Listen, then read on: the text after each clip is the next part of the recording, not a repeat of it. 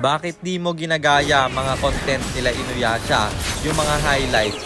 Isa ka ba sa mga nakukornihan sa ganon? Abangan nyo ulit sa dulo ng video na to dahil doon natin yan pag-uusapan. At para naman sa mga bago lang sa page, ang ginagawa po nating content tuwing 9 PM ay 1 game per day, solo rank game. At ang goal natin sa content natin na to ay mag 100 win streak.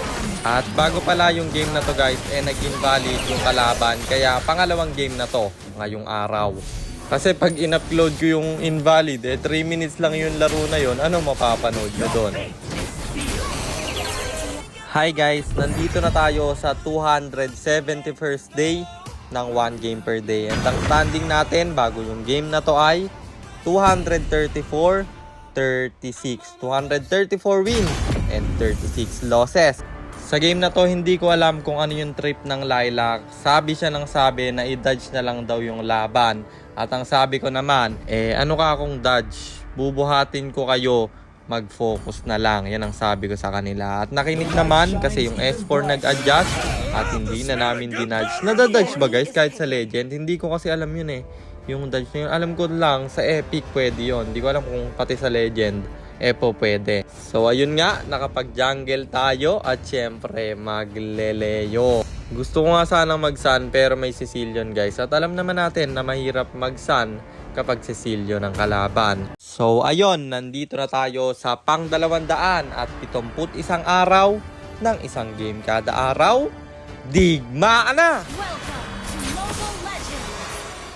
Ang rotation na ginawa ko dito ay blue first kasi yung gold lane ay nasa baba. Tapos magi-green sana ako dito pero napansin ko na parang maasim yung kalaban at ang lalim ng Alucard. Kaya dali-dali kong binigyan, mamamatay yung Alu doon at aabang sana ako dito. At in advance ko na baka ako mag-flicker siya pero pabalik pala mag-flicker si tropa. Makaka-out yung Cecilion doon kaya kinuha na lang natin yung farm pero hindi papayag yung mga kalaban na maka-out ako ng madalian.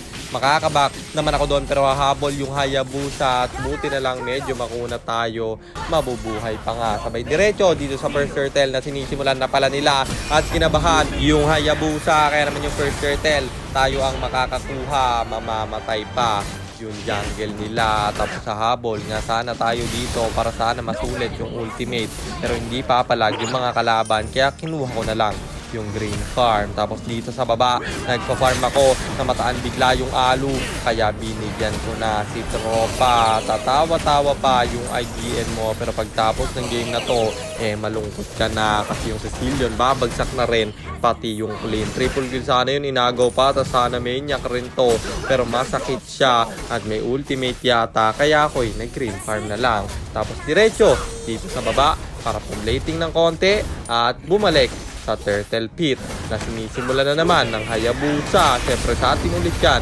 mapupunta. May zone out na gagawin yung Franco dito at di ko siya habulin. Aabangan ko sa shadow. Hindi bumalik at di niya pala alam na nandun ako. Nag-grab pa nga, nag-ultimate pa. Makakatakas pa ba? May respo ng Cecilion pero wala pa rin kawala. Diretso tayo dito para bumasag sana pero may Khalid na gustong defan. At mukhang may flicker siya kasi ang asim ni tropa what a hill flicker. Kaso lang ng Franco, yun lang. Yun masakit doon. Sabay TP, basag pa yung Tori nila. Tapos diretso tayo dito sa red buff pero lumalim yung mga kalaban at ating late bilang bibigyan. Alucard iniwan ng Khalid nila kasi wala na siyang flicker pero wala ka pa rin kawala kasi sinuro ng kabayo at naka-double kill tayo. Bibigyan ko pa sana yung Cecilion nila. Ang problema wala na tayong skills kaya out na lang. May ultimate din kasi siya. Masyadong tayong maasim doon at yung mga kalaban dito umabang. Binigyan tayo ng Hayabusa at Alucard nila pero dahil sa Thunderbelt ang kunat ko boy. Nabuhay pa nga ako doon kaya dumiretso na tayo dito sa turtle pero wala akong retry at ang ganda naman ng hook ng Franco. Kinagat na naman yung Khalid. Favorite niya yung Khalid Tapos nakuha pa rin namin yung turtle dito kahit wala akong retry kasi kulang yung mga kalaban. Hayabusa dito mananakbo kasama ng plate, nag-flicker out pa pero aabutan ko pa rin at ang sakit ng critical pero masakit rin pala yung Cecilion nila. Buti hindi tayo namatay doon at naka-out pa nga at gigil talaga sa atin yung Khalid kasi bibigyan na naman pero may Franco nakakagat ulit sa kanya. At legendary na tayo, boy. Ayun, nagalit yung Khalid. Nabigyan yung Franco pero mamamatay rin siya. Makaka-double kill niya. At 4 yung bagsak sa aking kampe. 1v1 na lang kami ng Sicilian dito. Hahabulin kita hanggang sa dulo. Na-retry ko pa kaya wala nang kawala at wiped out ang kalaban. 11-0 na tayo. Tapos diretso dito sa Lord na hindi na naman papayag yung Hayabusa. Pero Layla pa ang makakalapit doon. Napa-ultimate siya at may ulti rin yung Minsitar sa gitna. Kaya wala nang kawala yung Hayabusa doon. At hahabulin ko sana yung Sicilian pero masyado nang malalim yon. May Lord kasi kami. Kaya kalma na lang muna kasi baka masayang pa. Tapos yung Lord dito sa baba na nagmamarcha. Pinasok ko yung 3. Hayabusa ang unang babagsak.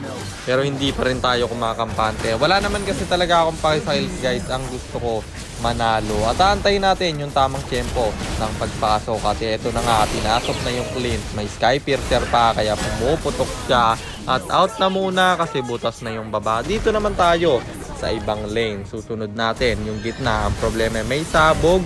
Kaya sa top na lang tayo nagpunta na binabasag na ang Julia namin. At isa na lang yung natitirang Torre sa kanila. Pwede nang tapusin to kasi 3 lang sila. Magiging 4 pala kasi nabuhay na rin yung isa. At tamang TP lang tayo dito. Pero yung mga kampe ayaw kumalma. Tumasin pa. Ulti galing kay Khalid. At Sicilian babagsak yung XP laner nila. Pero yung ulti ng Hayabusa ay kinumit na. Alucard dito papasok. Pero makakagat ng Franco. At double kill para kay Layla. At nag-farm lang tayo saglit. Nagpa-lifesteal.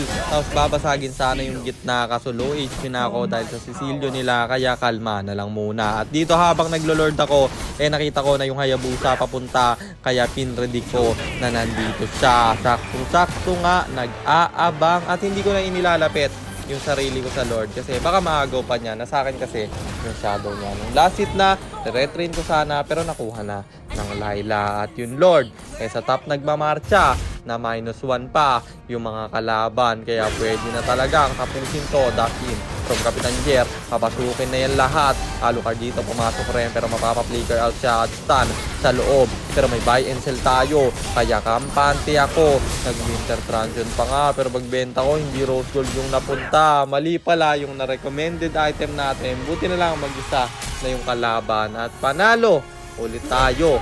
Kaya ang standing na natin ay 235-36. 235 wins and 36 losses. At 3 win streak na rin.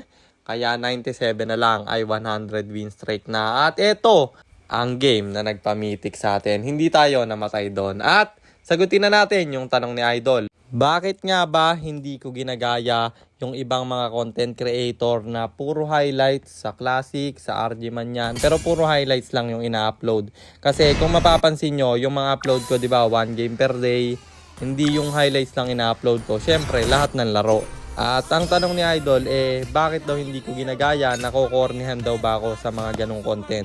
Hindi ako nakokornihan sa ganong content, guys. Kasi ang gagaling nilang mag-edit na hindi ko kaya. Kaya voice over lang ang aking ginagawa. Ayoko naman na mag-hire pa ng editor. Gusto ko sarili kong gawa yung i-upload ko. At huwag kayong makornihan sa ganon, guys. Kasi pinaghihirapan nila yung pag-edit noon. Siyempre, nilalaro din nila yon. At kung mag-highlights ka sa game, siyempre, mahabang oras yung gugugulin mo bago ka makagawa ng mga highlights. Mas madali pa nga yung ginagawa ko kaysa sa kanila kasi ang laking oras ng nagagastos ng pag-edit at paghahanap lang ng highlights.